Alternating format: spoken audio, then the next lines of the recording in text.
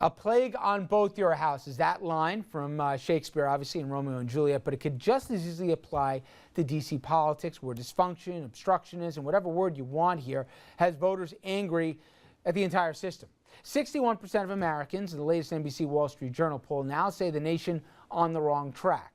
But if Republicans think that stoking voter anger with even more dysfunction is just going to fall on the president, they're misreading things here. Voters clearly show, while they don't love anybody, they think they know who is most responsible for the mess that's D.C. The blame that Obama, well, they put him at 50% as a disapproval rating of the job performance. But they blame Congress a whole lot more. 83% disapprove of the job being done on Capitol Hill. Ask him. Ask him how he explains that. Yeah, I will. We'll get there. Richard, there's still more for Richard but wait, to say. But either Republicans misreading the numbers like I just said and hoping voters will just blame both parties for the problems here equally, or, and this to me is the most frightening part, they just don't care. And they're willing to burn it all down, programs included in here, and maybe the whole economy, because they think government is evil and the public will cheer as it all comes down. Now, proof of that could come in little more than a couple months. September 30th, okay? Remember the date. That's the end of the current federal budget. No deal by then, the government will shut down. If I said that years ago, everyone said, yeah, right, they'll get it done in the 11th hour. We know that doesn't work nowadays. Senate Republicans now say they will not keep the government open if Congress spends a penny to put in place Obama's health care law. Again, get this, unless the president undoes the signature piece of legislation, a law currently on the books, and has withstood even the Supreme Court challenges and 38 repeal votes in the House. So unless he undoes everything that's already been voted and decided and upheld, they will unfund and shut down the government. And even if that's somehow avoided, cross your fingers, Republicans in the House have their eye on a different way to blow up the economy, the debt limit. We're now expected to hit our federal credit card limit by late October or early November. And House Republicans say they won't vote to increase it unless the president signs off on entitlement cuts or an overhaul to the entire tax code, or both. In John Boehner's words, quote, "We're not going to raise the debt ceiling without real cuts in spending. It is as simple as that," end quote. Except it's not that simple. Playing chicken with the debt limit has already led to credit rating drop a couple of years ago. No one with a conscience or common sense or any economist worth his salt or hers thinks this form of political terrorism is a good thing, including the top money man, Fed Chairman Ben Bernanke, who I don't think anyone will call a bleeding heart liberal. Last week, he told Congress that this debt limit showdown, which Republicans insist is the best way to fix the economy, would actually hurt the economic recovery.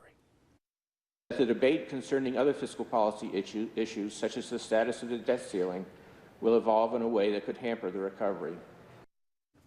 Now, there's another example, after example, of the priorities when it comes to the economy. Clean air, water, you like those things here? Well, Republicans, they want to cut the EPA by 34%.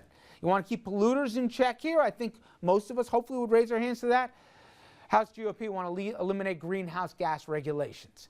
How about arts and the education? Maybe that's a little bleeding heart, but still, proposed cuts, they'd slash the NEA budget in half. How about rivers, fish, forests, wildlife, those things? Cuts 27%. How about reducing oil dependence and gas here? You don't like, the guys in the Middle East, the crazy, you want to be responsible and rely on our own stuff here? Well, House Republicans want to cut renewable and energy efficient research by 72%. How about your kids' access to Elmo, Big Bird, Bert, and Ernie? Well, all funding, if the Republicans have their way to public broadcasting, is gone. And how about aid for poor kids? 16% you cut off the top. You want a job? 13% cuts to Labor Department. Urban schools, housing, community block grants, half. Cut it right in half. And how about Wall Street? Remember 2008 here? Apparently not everybody does. The SEC, GOP wants to cut them, their oversight and regulations, by 18%. Agency collects money that we spend, IRS, they get cut by a quarter. And how about getting to places like D.C. or Boston? Amtrak, cut by a third. I can keep going here. You get my point here.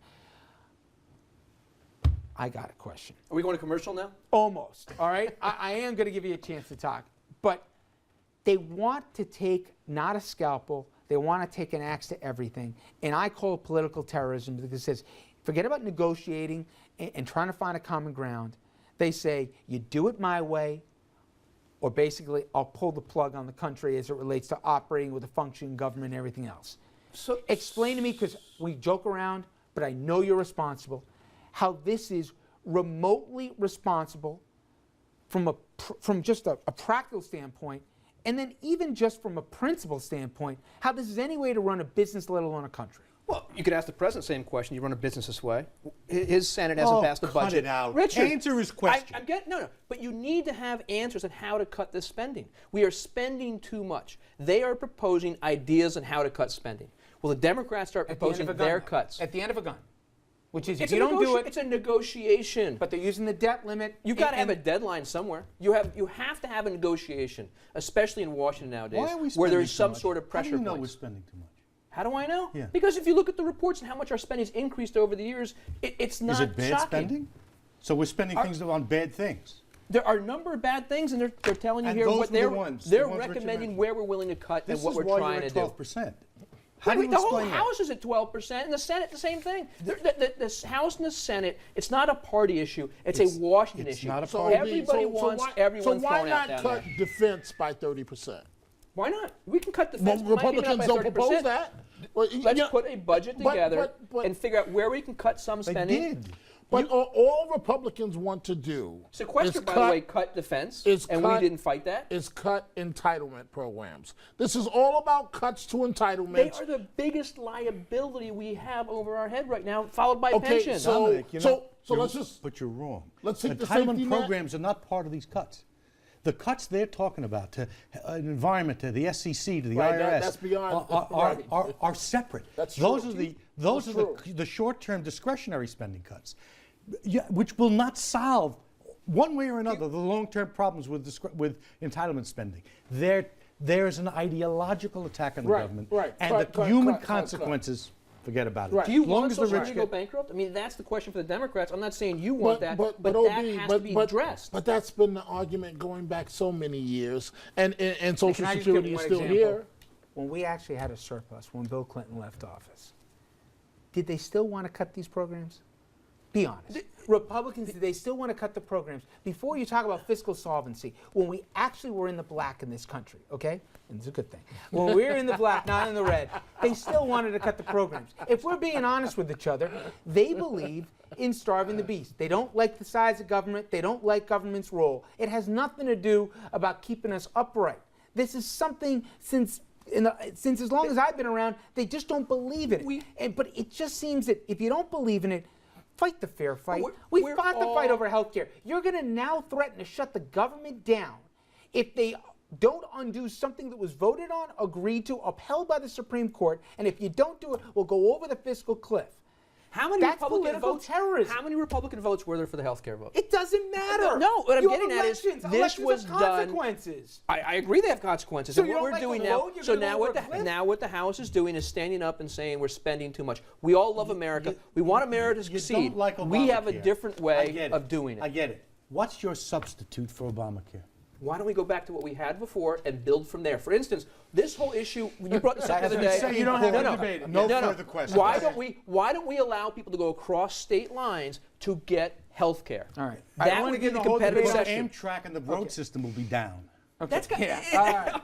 We will keep this debate going in the break, but when we come back, Trayvon Martin's dad, he went to Capitol Hill today and he called for a renewed focus on issues that plague black men and young men in this country. You're going to hear what he has to say. We'll talk about that too.